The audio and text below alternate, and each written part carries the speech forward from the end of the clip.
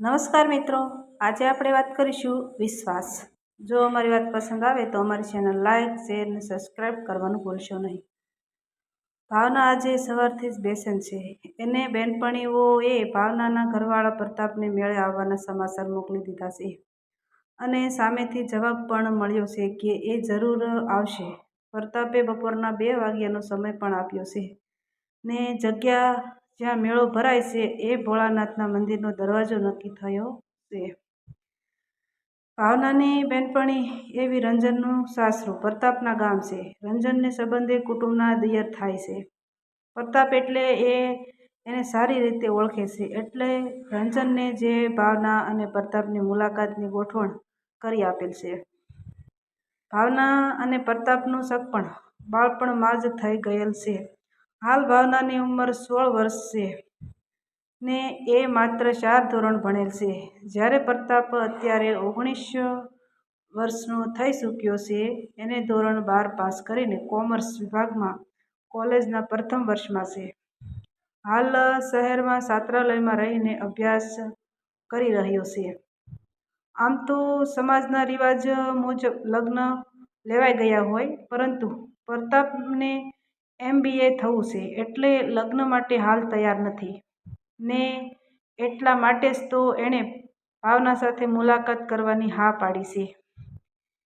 કેટલા વિચારોએ ઘેરી લીધી ભાવનાને.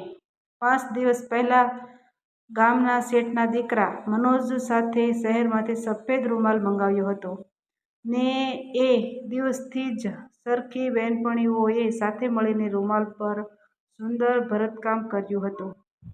રૂમાલના એક ખૂણામાં સુંદર અક્ષરોએ પ્રતાપ નામ ચિતર્યું હતું.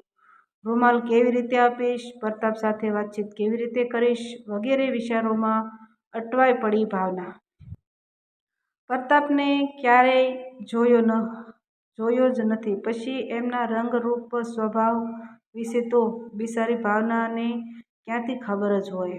એણે તો રંજન અને ક્યારેક આડાકાને માવતર અને અન્ય સગાસંબંધીઓ પાસેથી પ્રતાપની હોશિયારીના માત્ર વખાણ જ સાંભળ્યા છે. મેળાનો દિવસ આવી ગયો. વડીલો પાસેથી મેળે જવાની રજા લેવાઈ ગઈ. આગેવાની ભાવનાના પિતરાઈ ભાઈની ઘરવાળીની હતી. સૌ નવા નકોર કપડાં પહેરીને ઉપડ્યા મેળે. સૌ ચાલતા કલાક એકનો રસ્તો કાપીને મેળે પહોંચી ગયા. મેળે જઈ સૌ પ્રથમ મંદિરે દર્શન કરી સૌ ઉપડ્યા મેળાની ભીડમાં. જુદી જુદી વસ્તુઓની ખરીદી થઈ. કોઈએ બંગડી ખરીદી તો કોઈએ પોપટી, રિબીન, કોઈએ આંખમાં આંજવાની મેસ એટલે કે કાજળ તો કોઈએ વળી આભલા એટલે કે અરીસો. કોઈ વહુઓએ સાસુ માટે 5 ફોટા શીકણીની ડબ્બી લીધી તો કોઈએ વળી નાના ભાઈ પાવો થોડું ભણેલી કોઈ વહુઓએ વળી વેલણ પાટલી પણ લીધા. નાસ્તા પાણી થયા ને છેલ્લે સૌએ સુખડું અને સાવરણું જોખાવ્યા. ઘડીકમાં 2 વાગી ગયા એ ખબરે ના પડી. એલી એય 2 તો વાગી ગયા હશે કહીને ટોળું ઉપડ્યું મંદિરના દરવાજે. મંદિરના દરવાજા પાસે અડધા 1 કલાકથી પ્રતાપ રાહ જોઈને જ ઊભો હતો. ટોળામાંથી રંજનની નજર પ્રતાપ પર પડી. એ સાથે જ એણે કહ્યું, અલી ભાવના, જો પેલો ધોળા બુસ્કટવાળો ને કાળું પાટલું પહેરીને ઊભો છે ઈ જ તારો ધણી. જા હવે. ભાવના ખચકાઈ શરમાઈને ઊભી રહી. એનો પગ ઉપડતો નહોતો એટલે એક બેનપણીએ ધક્કો મારીને કહ્યું, એલી જાને હવે. શરમાય છે શું? ઈ તો તારો થનાર ઘરવાળો છે. તારે ક્યાં બીજા પાસે જઈને વાત કરવાની છે? 2 ડગલાં આગળ વધીને વળી પાછી ભાવના ઊભી રહેતા છેવટે એક ભાભી હાથ ઝાલીને લઈ ગઈ ભાવનાને છેક પ્રતાપની પાસે. પછી આખું ટોળું ત્યાંથી થોડું દૂર જઈને ઊભું રહ્યું. થોડીવાર ભાવના નીચું તાકીને ઊભી રહી. છેવટે પ્રતાપે કહ્યું, ભાવના, જમાનો બદલાઈ રહ્યો છે. શરમ છોડને મારી સામે જો. મહાપ્રયત્ને ચંપકોચ સાથે ભાવનાએ પ્રતાપ સામે જોયું. ભાવના અને પ્રતાપની આ પ્રથમ મુલાકાત હતી અને પ્રથમ વખત એકબીજાને જોઈ રહ્યા હતા. ધીરે ધીરે ભાવનાની શરમ છૂટી. સૌ પ્રથમ એકબીજાના પરિવારના ખબર અંતર પૂછાયા પછી પ્રતાપે ભાવનાને કહ્યું, રંજન ભાભી સાસુ જ કહેતા હતા, તું તો ખરેખર આરસની પૂતળી છે. તારી સમજણ અને હોશિયારીના પણ ખૂબ વખાણ કરે છે. રંજન ભાભી બીજા 2-4 સગા સંબંધીઓ પાસેથી પણ તારા વખાણ મળ્યા છે. ભાવના, હવે મારી વાત ધ્યાનથી સાંભળ. તને ખબર છે કે હું અત્યારે અભ્યાસ કરી રહ્યો છું. હજી અભ્યાસના 6-7 વર્ષ બાકી છે. એના પહેલાં આપણા લગ્ન શક્ય નથી. ભાવના, તું 6-7 વર્ષ રાહ જોઈ શકીશ ને? ભાવના વળી પાછું નીચે જોઈને ચૂપચાપ ઊભી રહી. 5-6 મિનિટ વીતી ગઈ. પ્રતાપે ફરીથી વાત દોહરાવી, શું હું તમને ગમું છું? તમને ખબર હશે કે હું ખાલી 4 ધોરણ ભણી છું. તમે સગા સંબંધીઓ પાસેથી ઘણું બધું જાણ્યું તો હશે જ. મેં પણ તમારા અભ્યાસ અને તમારી હોશિયારી વિશે ઘણું બધું જ જાણ્યું છે. તમે મને ખૂબ ગમો છો. તમે 6-7 વર્ષ તો શું પણ આખો જન્મારો કહેશો તોય હું તમારી વાટ જોઈશ. બોલો, હવે તમારું શું કહેવું છે? આટલું કહેતાં કહેતાં તો ભાવનાને પરસેવો વળી ગયો. પ્રતાપે તરત જ પ્રત્યુત્તર આપ્યો, અરે ભાવના, તું આવું બધું શા માટે બોલે છે? તું મને ખૂબ ગમે છે, ખૂબ ગમે છે, ખૂબ ગમે છે. તારે આખો જન્મારો રાહ જોવાની નથી. માત્ર 6-7 વર્ષની જ વાત છે. તું લગીરે ચિંતા ના કરીશ. હું તારો છું ને તારો જ રહીશ. સુખીના આંસુઓને ઝડપભેર લૂછીને હૃદયમાં હિલોળા લઈ રહેલ પ્રેમ સંપદનને છુપાવીને મહામહેનતે પરત ભરેલો રૂમાલ ભાવનાને પ્રતાપ સામે ધર્યો. પ્રતાપે ભાવનાનો રૂમાલવાળો હાથ પકડીને રૂમાલ ધ્યાનથી જોયો અને પછી બોલ્યો, વાહ ભાવના, વાહ. મારે હવે બીજું કશું જ કહેવું નથી. લગ્ન સુધી તારી આ યાદગીરીને જીવનની જેમ સાચવીને રાખીશ. બસ હવે અત્યારે એક વખત મને નામ લઈને બોલાવ તારા મુખેથી. પ્રેમભર્યા શબ્દોમાં મારે મારું નામ સાંભળવું છે. ભાવના પ્રતાપ સામે નજરથી નજર મેળવીને બોલી, દુનિયાના મોઢે સાંભળ્યું છે કે જેનું નામ છે એનો નાશ છે. હું તમારું નામ તો નહીં જ બોલું. અરે ગાંડી, એવું કંઈ ના હોય. ઠીક છે, આ મારી ભાવનાની ભાવના છે. સારું, હવે બેફિકર થઈને રહેજે, કહીને પ્રતાપે ભાવનાના ગાલ પર ટપલી મારી. ભાવના શરમાઈને પગના અંગૂઠાથી જમીન ખોતરવા લાગી. એ ખૂબ જ ખુશ હતી. આમેય ભારતીય નારીને બીજું જોઈએ પણ શું? પતિની લાગણી અને વિશ્વાસ. શહેરમાં સાસવીને રહેજો ને ભણવામાં ધ્યાન રાખજો. આજથી આ ભોળાનાથની સામે ટેક લઉં છું કે તમને નોકરી ના મળે ત્યાં સુધી આ પગમાં પગરખાં નહીં પહેરું. તમને નોકરી મળશે ત્યારે તમારા હાથે મારી ટેક પૂરી કરાવીશ, કહીને ઘડી નાઈ વિલંબ વગર ભાવનાએ પગરખાં કાઢીને મંદિરના દરવાજા પાસે બેઠેલ ભિક્ષુક પાસે જઈને એણે આપી દીધા. પગરખાં આપી આવીને એ વળી પાછી પ્રતાપ સામે નજર કરતી મૂંગા મોઢે ઊભી રહી. પ્રતાપ ઘડીભર તો ભાવનાને જોઈ રહ્યો ને પછી બોલ્યો, અરે ગાંડી, આવી ટેક લેવાય? 6-7 વર્ષ પગરખાં વગર રહેવાય? ફોક કર આ ટેક. ભાવના ચૂંદડીનો શેડો આમળતા આમળતા નીચું જોઈને બોલી, તમે ચિંતા ના કરો. ઘર-બાર છોડીને તમે નોકરી માટે આટલી બધી મહેનત કરી રહ્યા છો તો હું પછી આટલુંય ના કરી શકું? તમે મારી ચિંતા જ છોડી દો. લાગણીઓ પર કાબૂ મેળવવાનું નક્કી કરીને મેળે આવેલ પ્રતાપ જ અતિશય લાગણીશીલ બની ગયો. ઘણા પ્રયત્ન છતાં એની આંખો ભીની થઈ ગઈ. એ ભીની આંખે બોલી ઉઠ્યો, વાહ રે ભારતીય નારી, વાહ. ધન્ય છે ભાવના તને. ભાવનાનો એની ચૂંદડી પકડેલો એક હાથ અનાયાસે પ્રતાપની આંખો તરફ લંબાયો ને આંસુ લૂછીને જ રહ્યો. ભાવિ પતિના શરીરને લગ્ન પહેલાં હાથ અડાડીને જાણે મહાપાપ કર્યું હોય તેમ ભાવના શરમાની મારી લાલસોળ થઈ ગઈ અને પરસેવાથી પણ રેબઝેબ થઈ ગઈ.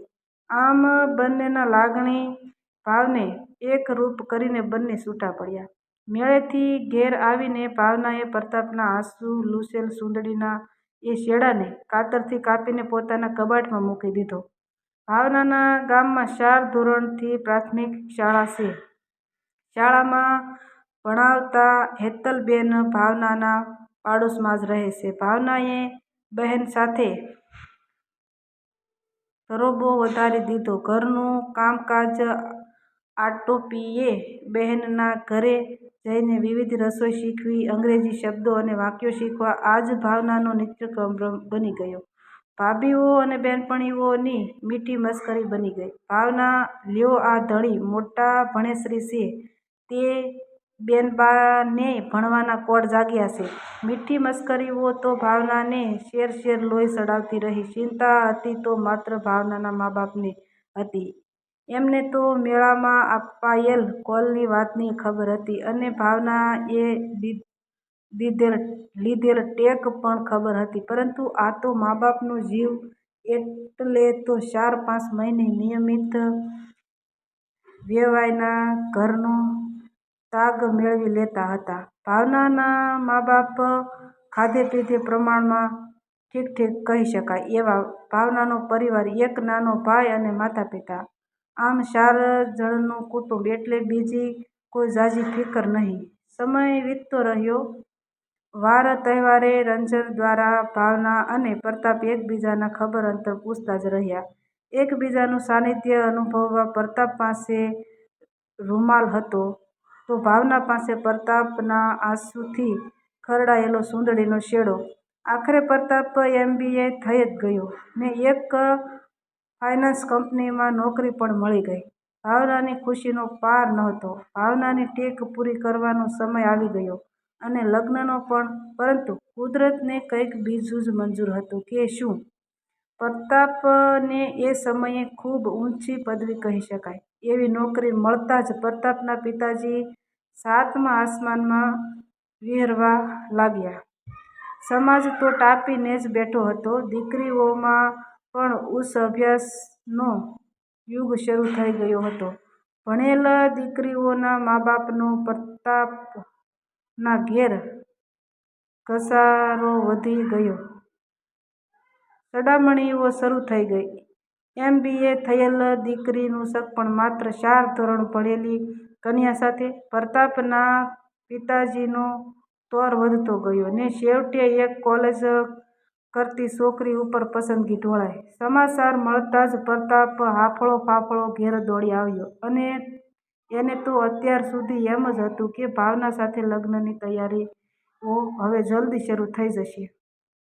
આવીને તરત જ પિતાજી સાથે વાતચીત કરીને થોડી શરમ છોડીને ખચકાતા પ્રતાપે કહ્યું, બાપુ, મારે ભાવના સિવાય બીજું કોઈ ના જોઈએ.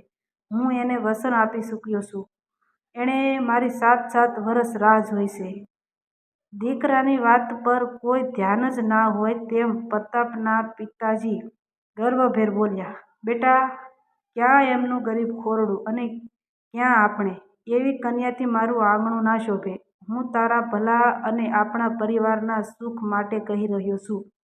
પ્રતાપ સમજાવતો રહ્યો, વિનંતી કરતો રહ્યો, પરંતુ પથ્થર પર પાણી. એમાંય જમાનાના ખાધેલ પિતાજીએ અંતિમ તીર છોડ્યું. જો પ્રતાપ, તારે મને જીવતો જોવો હોય તો આ સંબંધ ફોક કરી દે અને આ જે માગું આવ્યું છે એ સ્વીકારી લે. પ્રતાપના હાથ હેઠા પડ્યા. વાત વાયુવેગે સમાજમાં પ્રસરી ગઈ. ભાવનાના પરિવાર સુધી પહોંચતા તો શું વાર જ લાગે પછી.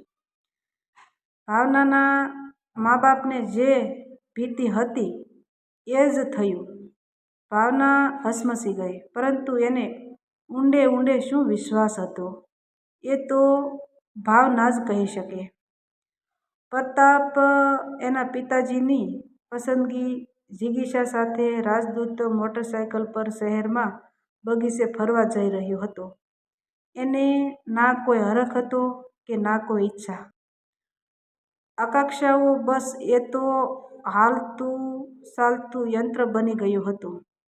વિચારહીન અવસ્થામાં મોટરસાયકલ પરનો કાબુ ગુમાવતા જ અથડાયો રસ્તાની બાજુમાં ઊભેલ ઝાડ સાથે. માથામાં ખાસ્યું એવું વાગ્યું. જિગીશાના હાથ પગ સોલાયા. દવાખાને દાખલ કરાયા. બંને જણને મગજ ઉપર માર પડેલ હોવાથી પ્રતાપને મગજ સંતુલન ગુમાવી દીધું હતું. ઘણી બધી સારવાર પછી પણ પ્રતાપને સારું ના થયું. સદાબહાર પ્રતાપ ગાંડો બનીને ઘેર આવ્યો. જિગીશા સાથેનો સંબંધ જિગીશાના મા બાપે ફોક કર્યો. ગાંડાને કોણ દીકરી આપે એમ કહીને. આખી ઘટનાની વાત ભાવના સુધી પહોંચી. ભાવનાને રંજન દ્વારા સમાચાર તો બધા મળેલ હતા જ કે પ્રતાપની નવા સંબંધ માટે ચોખ્ખી ના હતી, પરંતુ એના પિતાજીએ મોતની ધમકી આપીને પ્રતાપ પાસે પરાણે હા પડાવી હતી. અત્યારે તો ભાવનાને એક જ ચિંતા હતી, પ્રતાપના ગાંડપણની. મનમાં કંઈક ગાંઠ વાળીને ભાવના એક દિવસ તેના પિતાજી પાસે નીચું જોઈને ઊભી રહી. પિતાજીએ પૂછ્યું, "શું કહેવું છે, દીકરી?" કાયમ મા બાપ સામે મર્યાદાશીલ રહેતી ભાવના આંખોમાં આંસુ સાથે શરમાતા શરમાતા બોલી, "બાપુ, મને રંજન સાથે એમના ઘેર એક વાર જવા દેશો? મારી પગરખાં પહેરવાની ટેક પૂરી કરવા." પિતાજીને ટેકની ખબર તો હતી જ, છતાંય બોલ્યા, "બેટા, આપણા પરિવારની આબરૂના લીરે લીરા ઉડાડ્યા છે એ લોકોએ. સમાજના રીત રિવાજ મુજબ સંબંધ પણ છૂટો થયો છે, પરંતુ મને ખબર છે કે છોકરાનો કોઈ વાંક નહોતો, એટલે માત્ર એક વાર તને જવાની ના નહીં પાડું. તને ઊંડે ઊંડે વિશ્વાસ હોય તો જઈ આવ એક વાર." આટલું કહીને ભાવનાના પિતાજી ભીની આંખે સરકી ગયા ત્યાંથી. ભાવના પિતાજીની વેદના સમજી શકતી હતી. બીજા દિવસે ભાવના અને રંજન નીકળ્યા પ્રતાપને ગામ જવા. રંજને સવારના 11 વાગે પ્રતાપના ઘરની ડેલી ખખડાવી. પ્રતાપની માતાએ દરવાજો ખોલ્યો ને આગંતુકને ઓળખવાનો પ્રયત્ન કર્યો. રંજન તો કુટુંબની વહુવારું હતી એટલે ઓળખી ગયા, પરંતુ ભાવનાને ઓળખવામાં વિલંબ થયો. આમેય છેલ્લા સમયથી પરિસ્થિતિ ભાવના સાવ લેવાઈ ગઈ હતી. પ્રતાપના માતા ભાવનાબહેનને ઓળખે એ પહેલાં તો એ સડસડાટ ઓસરીમાં ખાટલા પર બેઠેલા પ્રતાપ સામે જઈને ઊભી રહી. એ એકટીસે પ્રતાપને જોવા લાગી. પ્રતાપનો સૂક્ષ્મ અને ભાવહિત નિસ્તેજ ચહેરો અને એમાંય પાછું ગાંડપણ ભરેલું હાસ્ય સમસમી ગઈ ભાવના. કંઈક તાકાત ભેગી કરીને ભાવના ધીમેથી બોલી, "હું ભાવના.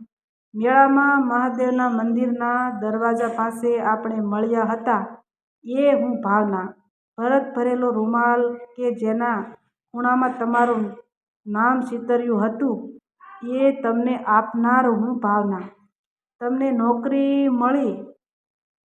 નોકરી નહીં મળે ત્યાં સુધી પગમાં પગરખાં નહીં પહેરું એવી ભોળાનાથની સામે ટેક લેનાર હું ભાવના." પ્રતાપ એકટીસે ભાવનાને જોઈ રહ્યો. એનું હાસ્ય તો અટકી ગયું, પરંતુ ચહેરા પર અન્ય કોઈ ફેરફાર ના દેખાયો.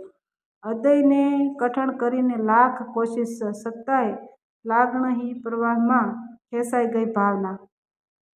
એની આંખોમાંથી બોર જેવડા આંસુ ટપકવા લાગ્યા. રડતી આંખે ભાવનાએ ફરીથી એક જ વાક્યો દોહરાવ્યા, "પ્રતાપ." થોડો ટટ્ટાર થયો.